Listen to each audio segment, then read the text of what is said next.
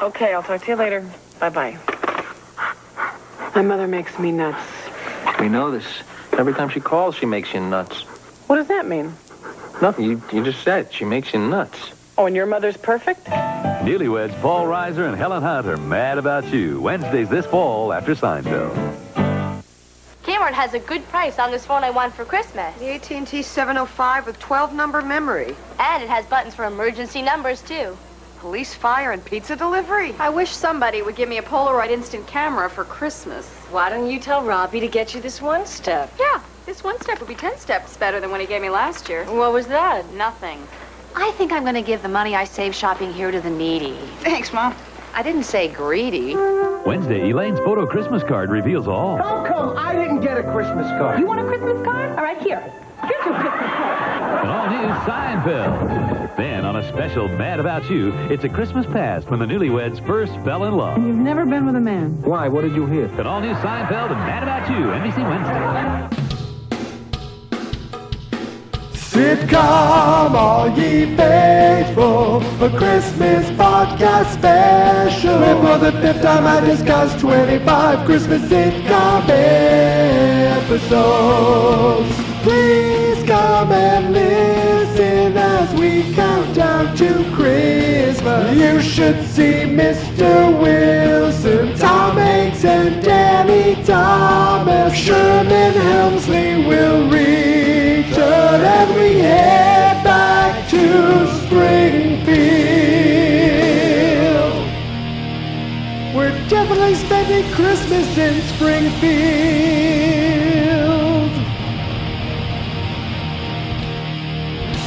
Christmas!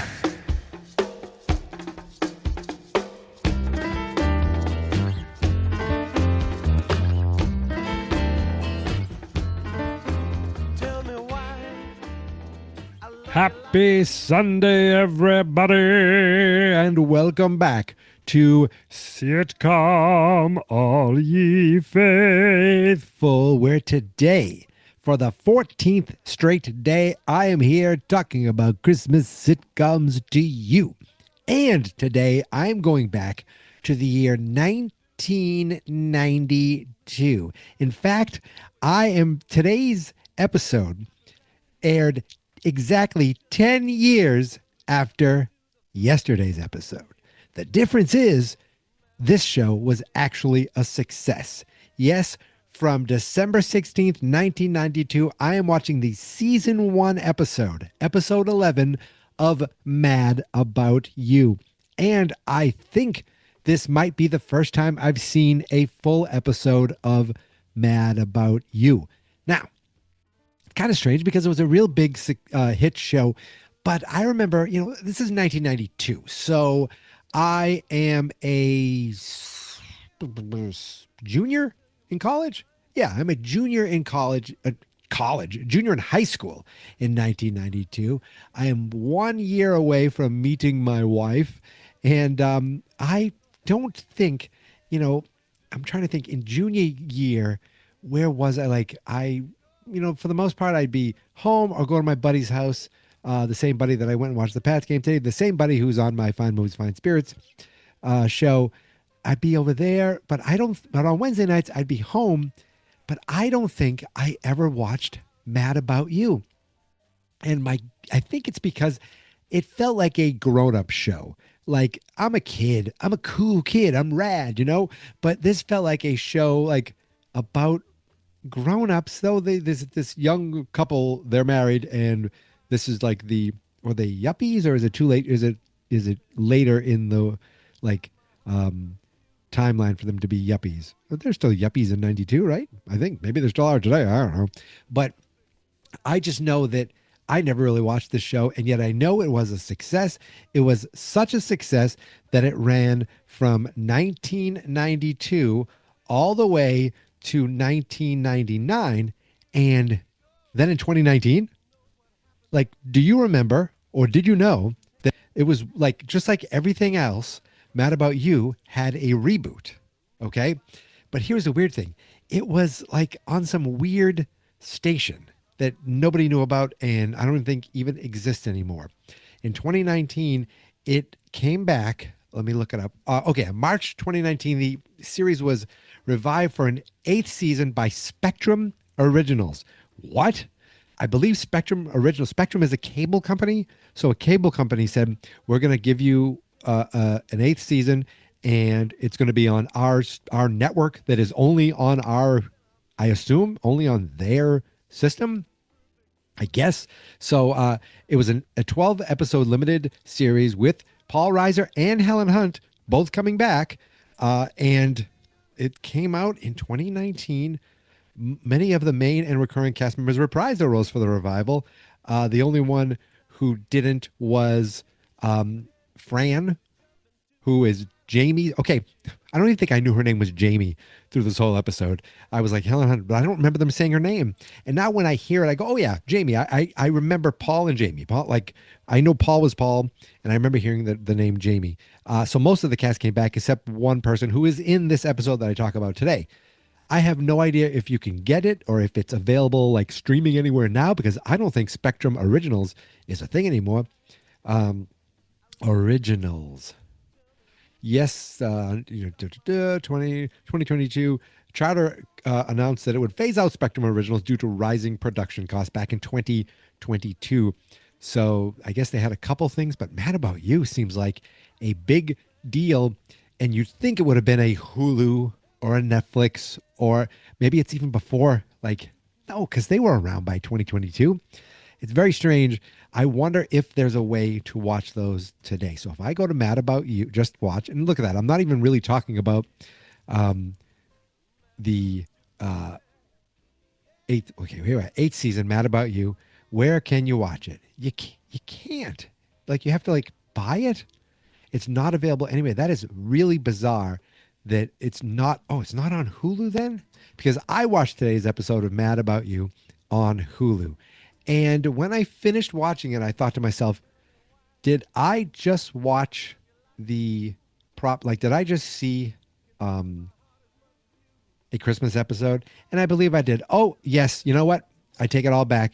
You can watch the entire 12 episodes of Mad About You, the reboot, on Hulu. So you can see that as well. I almost am interested in seeing what it is. I enjoyed this. I like Paul Reiser. I've liked him. Like, I think he's a funny actor. I think he's a funny guy. I never watched this show, though, but every time I see him, I like him. And I always loved Helen Hunt, but I think I loved her more from the Jack Nicholson movie, As Good as It Gets. That's when I was like, oh, I think I love Helen Hunt. So them together seems like a no-brainer. But again, I was just probably not the right age demographic at the time this show came out. But if I do want to go back, and I don't know if I would, but part of me is interested in it. This episode was okay. It was fine, and it was Christmassy enough, I guess, to count as a Christmas episode. When I look up Mad About You Christmas episodes, this is the one that keeps popping up, and some people have a soft spot for it. You know what? I did too, because it was a nice episode of how Paul and Jamie met. I don't know if Jamie works at a law firm, and I guess Paul's a filmmaker, and we don't get anything like bookmarking or book ending, the beginning, the end. It just says flashback 1989, and Paul is at a newsstand. He's already got the dog. I guess the dog is part of the show. And this woman comes up, and they're both looking for the last issue of this newspaper. And she says, oh, it's my parents' obituary. She lied to him just to get the issue, but he was kind of smitten by her, so he let her have it. And he kind of liked the fact that I think he knew she was lying, but I'm not sure, because later he was looking it up to see if any obituaries about these people, but they probably didn't even give a real name. So that's maybe what they did. Maybe who cares? This is 30 friggin' years ago, 33 years ago. So he gives her the newspaper and drops her dry cleaning sheet. Now, I don't think the name on the dry cleaning sheet was right, but it was her dry cleaning. He brings her the dry cleaning into her work, and he says, oh, I'm so sorry about your parents. You know, you dropped this the other night, but he joked about the parents. And she's like, what are you talking about? He goes, you wanted the newspaper? And he goes, what are you doing here? You dropped your dry cleaning. She's like, you brought it here? He goes, well, yeah, I was looking for you, and they gave you my address. He goes, well, no, they gave you the building you worked in, and I went through every single floor asking about you, and they're like, what did you say? She goes, I was looking for this this pretty blonde woman. And she's like, you thought I was pretty, and it had a sexy voice, and that's what you thought about me. And he's like, I couldn't stop thinking about you, and he keeps trying to ask her out, like he keeps trying to like be like, can you just go out with me? And at the same time, she has a Christmas party at her work she doesn't want to go to. And finally, she's like, you know what? You want to stay for the Christmas party? And they stay and they have small talk. While they're doing that, she does a background check on him because he says he's a filmmaker. She looks him up and finds out he actually is a filmmaker. He's not some crazy person lying. And he finds that later. And he actually jokes about it. He doesn't really care. Meanwhile, we have in the cast also Richard Kind, who I really first knew from Spin City. But I mean, I feel like Richard Kind has had a resurgence over the last 10 years as a voice actor and just a character actor. Like he is all over the place, and he's working, I feel like, now more than ever. So he is in this. I guess he's a regular, and his wife is a regular. She's the only one who didn't come back for the show. There's also this guy, Tommy, his name is Tommy Hinckley. The character is Jay Selby. He looked familiar. I don't know why. Maybe from this show. I think he was only in the first season. There wasn't anyone like else, I guess, as far as regulars, except these two people who worked with Jamie, or at least the friend worked with Jamie. The other guy, the husband, was just a friend of theirs. And he comes in and he goes, "Oh, Paul, how you doing?" And he's like, "Good." And they're quietly talking, goes, "Listen, I came in here to get some information about you. Like, I came here to get the dirt on you because she likes you." So I thought that was kind of funny. Also, there was a cameo from Lisa Kudrow. So earlier in the episode, he's with his friend Tommy. He's with his friend Jay. I'm getting names mixed up because I'm looking at the IMDb. Paul is Paul, so it totally screws me up. He's getting his friend Jay to set him up on a blind date, and it ends up being Lisa Kudrow, who's just kind of quirky but not really that interested in him, and it doesn't go well. He jokes how most dates you know in 10 seconds. And he says, "Oh, I knew this one. It didn't even take 10 seconds." He said it was a kind of a funny joke. But the Christmas part of this episode is that they kind of started falling for each other on Christmas at a Christmas party, at this work Christmas party. The whole joke is, the big joke at the Christmas party is Jamie's boss keeps wanting to talk about his big Rose Bowl story. And someone asks, "Oh, I heard you were in the Rose Bowl."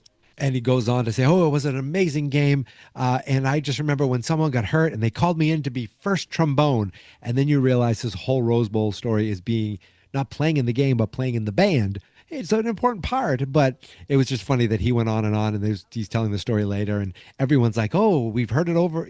Jamie's like, "I've heard it. I told my whole family about it." He keeps telling the story a lot, I guess. And Richard Kind character at the end, he's like, "I love it. Tell me it again." That's my Richard Kind impression. The episode, like, it kind of, they talk a little at the party. They spend some time alone at the party. Finally, she's like, "Do you want to get out of here? I don't want to be here anymore." Oh, she goes, "You're not having fun." He goes, "I'm having a great time." She goes, "Well, I'm not having fun." He goes, "Good, let's get the hell out of here." He wants to go get her a burger. He says, "Let me buy you dinner." She finally gives in. And when she shuts out the light, they find out that they live like right across the street from each other.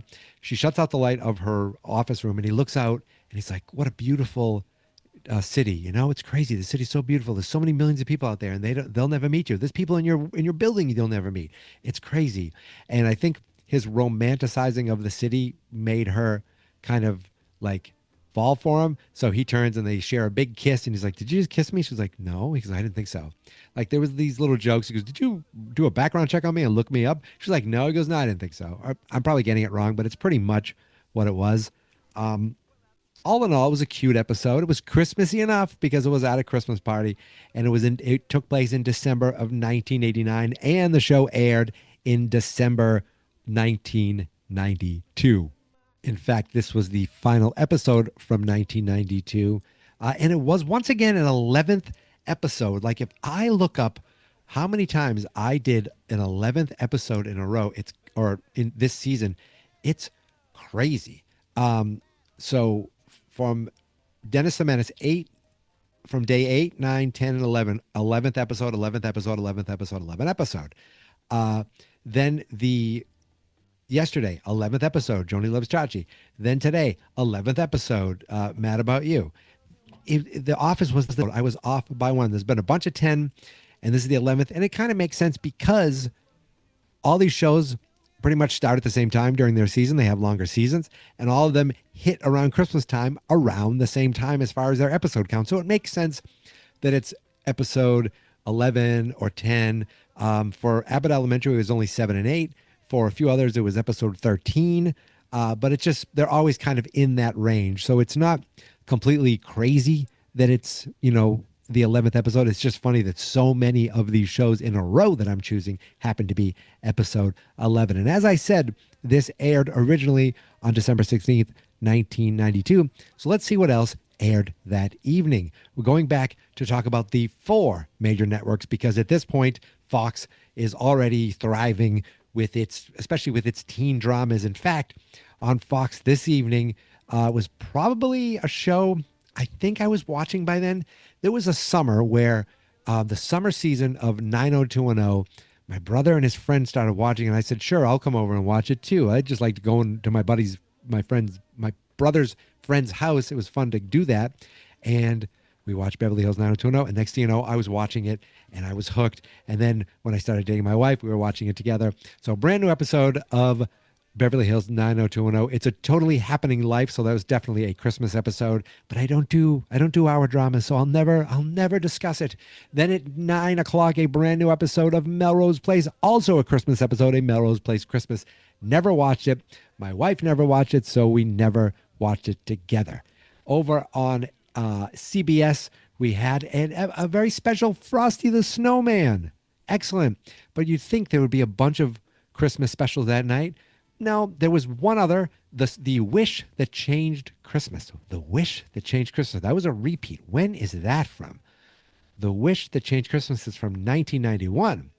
It was an animated short, or well, I guess you'd call it 22-minute short. An animated special with Jonathan Winters and Paul Winfield. My goodness gracious. And Robbie Rist. Isn't Robbie Rist Oliver from Happy Days? Not from Happy Days, from friggin' Brady Bunch? Yes, he is. Okay. Anyway, I'm getting sidetracked. So I didn't watch that. No way did I watch that. And then at 9 o'clock, In the Heat of the Night, which was still on at that point. Then after that, at 10 o'clock, an episode of 48 Hours. Not the awesome movie, the news magazine show. So I don't think I watched anything on CBS that night. On ABC that evening, there were brand new episodes of The Wonder Years, which I don't know if I was watching at this point. I remember the final episode, but I don't know if I watched everything towards the end. Followed by Doogie Howser, MD. Now, there's a show. I don't know if I ever did a Doogie Howser Christmas. There's a show that's still out there. I wonder if they have a Christmas episode. Now, I have to check because it's been so long. No, I have not done a Doogie Howser Christmas episode. That's interesting. I almost forgot about that as being a sitcom. Then at 9 p.m., Home Improvement, I'm Scheming of a White Christmas. I did Home Improvement last year. I don't know if that's the episode. And at 9:30, an episode of Coach, which is also a show that I've done. I think I did it last year as well.